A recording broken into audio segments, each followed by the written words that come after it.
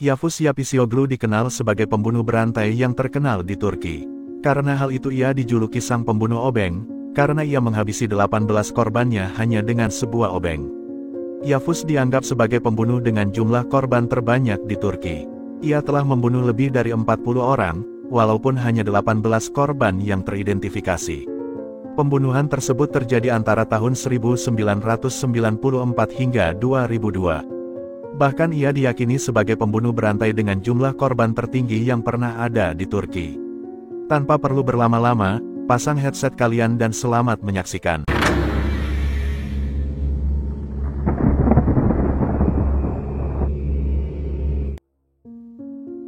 Yavuz Yapicioglu lahir di Adana pada tahun 1967. Menurut Yavuz, sejak kecil keluarganya tidak pernah menyayanginya. Bahkan ayahnya menikahi selingkuhannya dan ia dibesarkan oleh ibu tirinya. Meskipun begitu, Yavuz tetap menikah walaupun pernikahan itu hanya berlangsung sementara. Ia juga sempat menjalankan bisnis di perdagangan kulit tetapi gagal.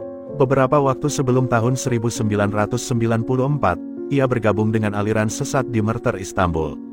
Karena ia tidak memiliki penghasilan, ia pun akhirnya menumpang tinggal bersama saudaranya. Pembunuhan acak yang dilakukan Yavuz terjadi pada tahun 1994. Tanpa sebab yang jelas, di sana ia menikam 3 orang sampai mati setelah salah satu dari mereka mengucapkan selamat pagi. Creepy juga ini orang, gak ada angin gak ada hujan main bunuh aja. Salah satu korban tersebut bernama Said Korkmaz, yang berusia 20 tahun. Karena penikaman itu, ia pun meninggal di tempat kejadian. Yavuz pun kemudian mencoba untuk melarikan diri dengan membajak sebuah mobil milik Rasim Aydin, dan yang gokilnya lagi ia pun membunuhnya dengan sebuah obeng. Tak lama setelah pelariannya Yavuz akhirnya ditangkap di Avcılar.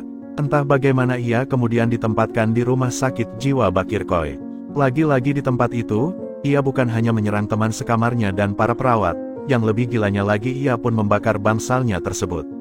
Ia pun dibebaskan karena laporan medis soal kejiwaannya. Tak lama setelah itu, di Istanbul ada seorang gadis yang sedang berselisih dengan seorang pelayan. Entah mengapa Yavuz kemudian ikut campur dalam perselisihan tersebut, dan tanpa alasan yang jelas ia lalu mengejar gadis itu dan menikam pelayan tersebut sampai mati. Setelah pembunuhan itu, ia lalu melarikan diri ke Adana. Dalam melakukan pelariannya ia menaiki kereta ke Adana, dan selama persinggahan di Ankara, ia juga membunuh pria lain tanpa sebab yang jelas. Hati-hati guys kalau ketemu orang model begini, main senggol bacok aja. Saat melakukan kejahatannya, di sana Yavuz melihat ada seorang saksi mata yang melihat aksinya. Tanpa berpikir panjang, dengan cepatnya ia lalu mengejar saksi mata tersebut. Setelah berhasil menangkap saksi mata itu ia lalu membunuhnya dengan cara menggorok lehernya.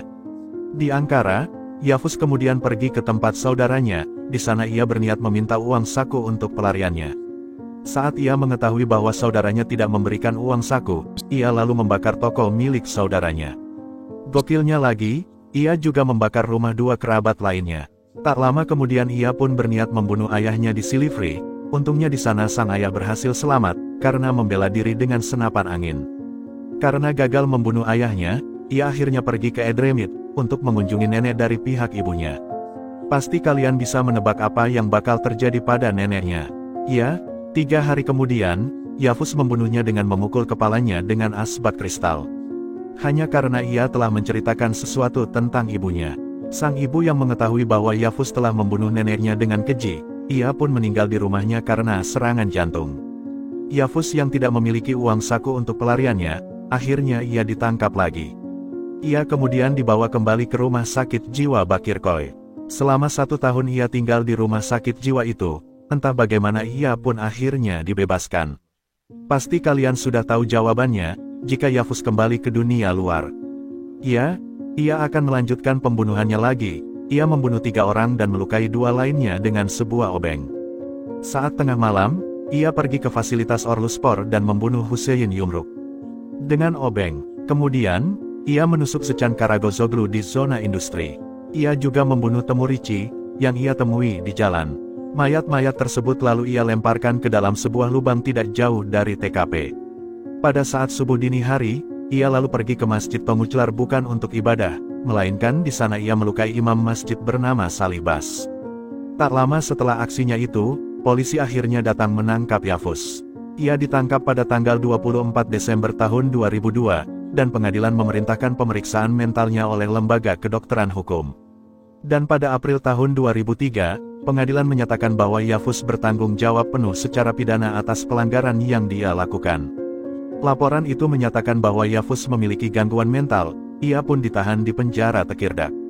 Dalam persidangan di Tekirdek pada tanggal 25 Desember tahun 2002, ia mengaku bahwa biasanya ia dapat berbicara dengan baik dan berbuat baik secara normal. Namun, terkadang ia merasa sulit untuk mengontrol emosinya, dan tidak sadar saat melakukan pembunuhan. Pengadilan pun memvonisnya bersalah atas 18 pembunuhan yang ia lakukan, dengan hukuman penjara selama 74 tahun. So itu dia guys kisah Yavuz Yapicioglu, seorang pembunuh berantai yang terkenal di Turki. Gimana menurut kalian tentang kisah ini? Silahkan komen di bawah. Selalu waspada dan berhati-hati, karena tindak kejahatan bisa terjadi kapan saja dan di mana saja. Terima kasih telah menonton video ini, untuk supportnya jangan lupa untuk subscribe, like, dan komen. Sampai jumpa di video lainnya. Salam BJ Story.